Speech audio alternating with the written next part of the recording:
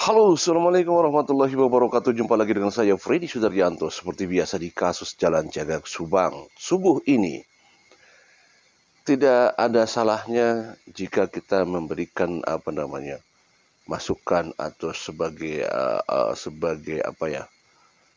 saran dan masukan. Tidak ada salahnya juga sebenarnya. Walaupun ya bisa saja diduga akan menolak daripada saran tersebut sehubungan dengan keyakinannya bahwa yang bersangkutan tidak bersalah, yang bersangkutan tidak ada di TKP, ya sampai mungkin titik darah penghabisan seperti itu, ya tidak ada masalah. Tetapi kita memberikan saran dan memberikan masukan, ya tidak ada salahnya, termasuk memberikan masukan segeralah bertobat.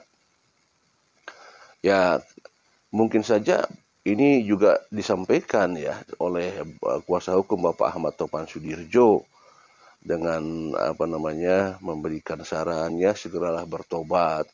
Siapa tahu nanti ada pengurangan hukuman baik seperti itu ya. Tetapi kalau yang bersangkutan memang yakin bahwa dengan keyakinannya tidak ada di TKP dan yakin dengan alibi-alibi yang mereka punya, ya memang ya tidak ada masalah juga itu sebenarnya gitu. Kita dengarkan ini ya. Sepanjang kesaksian para saksi di persidangan dari awal sampai kemarin minimalnya itu bahwa kan saksi itu ditanya pertama oleh hakim bang, yang kedua oleh JPU dan yang ketiga oleh penasihat hukumnya PH ya daripada terdakwa. Nah, untuk terdakwa Yosep, kan di akhir tuh bang, gimana tanggapan bapak terdakwa kata hakim kan? Nah, ternyata jawaban daripada terdakwa Yosep itu bang, sebagian adalah benar, keterangan saksi sebagian adalah salah. Itu maksudnya gimana pendapat abang? Ya, itu satu jawaban saya sedikit saja. Itu satu poin membuktikan bahwa Yosep ini adalah terkait dan sebagai pelaku. Karena dengan dia menyangkal sebagian bohong, berarti sebagian lagi itu benar kan gitu kan. Artinya sudahlah, ini sudah tidak menurut saya ini sudah bukan waktunya lagi bertahan seperti itu, karena sudah terbukti bahwa kesaksian Danu diiringi dengan bukti-bukti, diiringi dengan saksi-saksi yang sangat mendukung gitu loh. Jadi dan juga dicocokkan dengan rekonstruksi yang ada di TKP. Sudah clear. Sekarang waktunya sudahlah kita taubatan nasuha, kita minta sama Allah, minta maaf sama keluarga, minta maaf sama almarhum, minta maaf kepada seluruh masyarakat. Pasti setiap seperti tadi saya sampaikan, manusia tidak ada yang sempurna gitu Kang Yahya.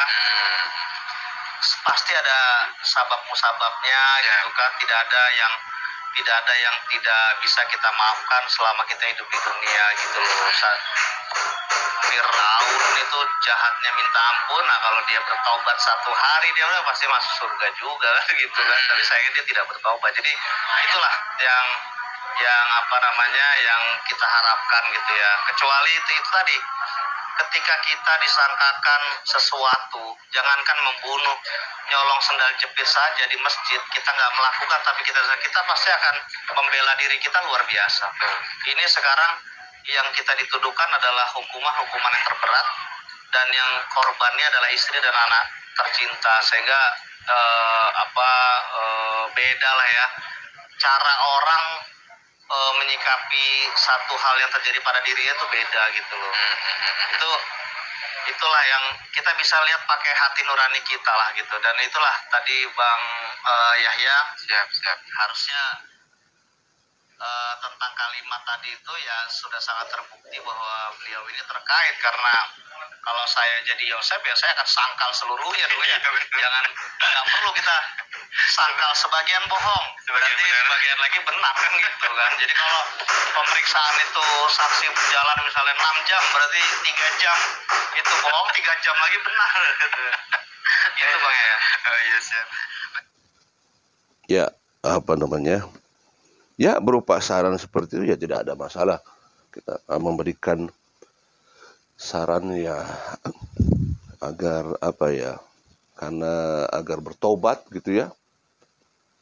Ini kan saran baik sebenarnya, dalam artian kalau memang, karena saya yakin bahwa Pak Ahmad Topan Sudirajo mengatakan demikian karena melihat ke arah-arah keterkaitan itu sudah mulai terlihat gitu ya. Ya sekarang sebenarnya begini, bukan sudah mulai terlihat, memang sudah terlihat barangkali seperti itu demikian.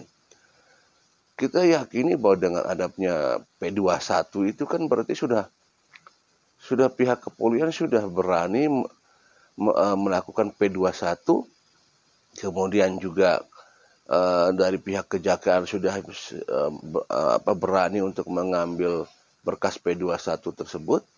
Kan ini kan berarti sudah ada hal yang memang dibuktikan oleh mereka sebagai penyidik dan mereka juga dari pihak kejaksaan. Ini kan sebenarnya kan indikasinya sudah jelas P21 gitu. Sudah ya, Pak Ahmad Topan Sudirajo juga mengatakan demikian ya, membela agar senantiasa bahwa ya mudah-mudahan bisa mengurangi hukuman nantinya kalau misalkan ada pengakuan seperti itu.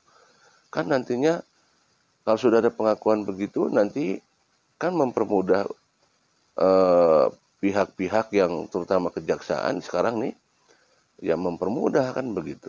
Yang siapa tahu nanti bisa mengurangi hukuman dengan adanya pengakuan.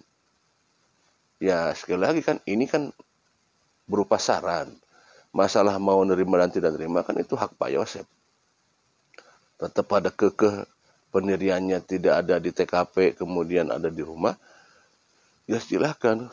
Kan persidangan sudah melihat semua, banyak kesaksian-kesaksian yang melihat pergerakan Pak Yosep di sana. Ya tentunya ya memang nanti akan kita tunggu sih sebenarnya.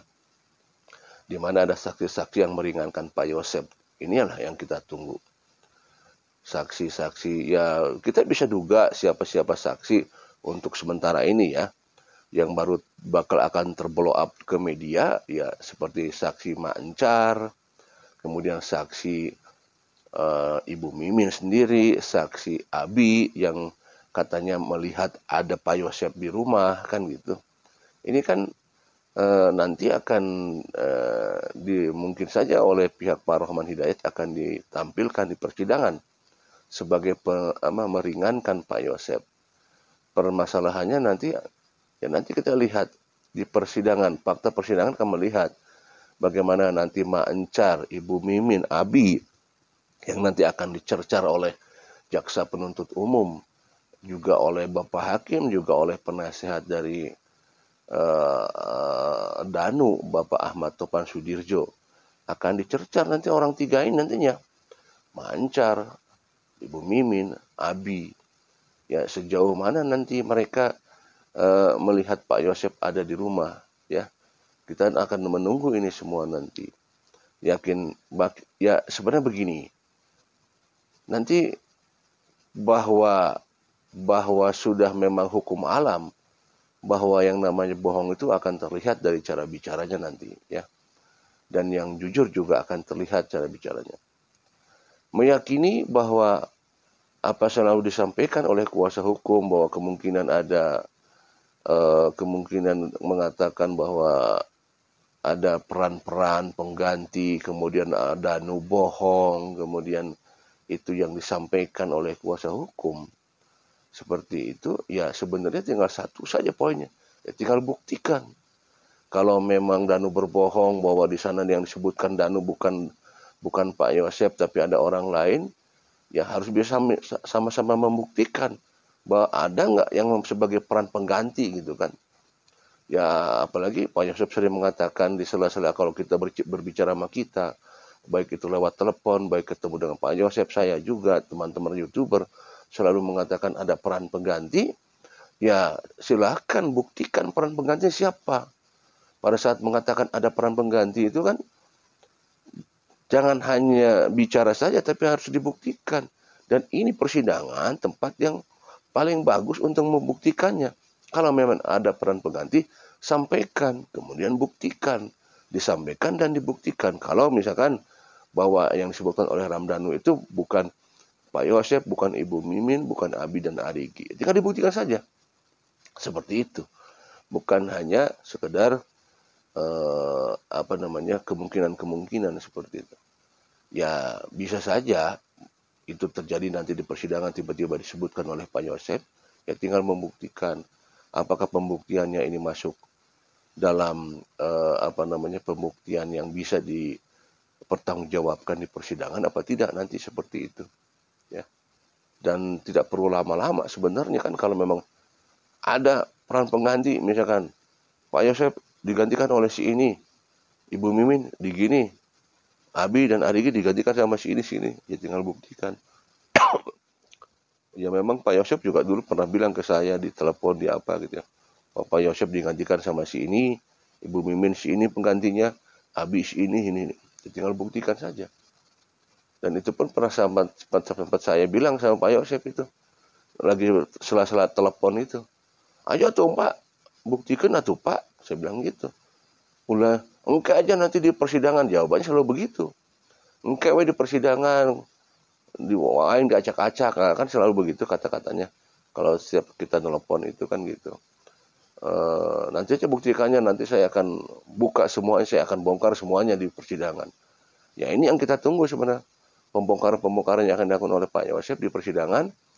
Tapi kita tidak melihat ada sedikit pun indikasi di persidangan atau clue-clue ke arah pembongkaran.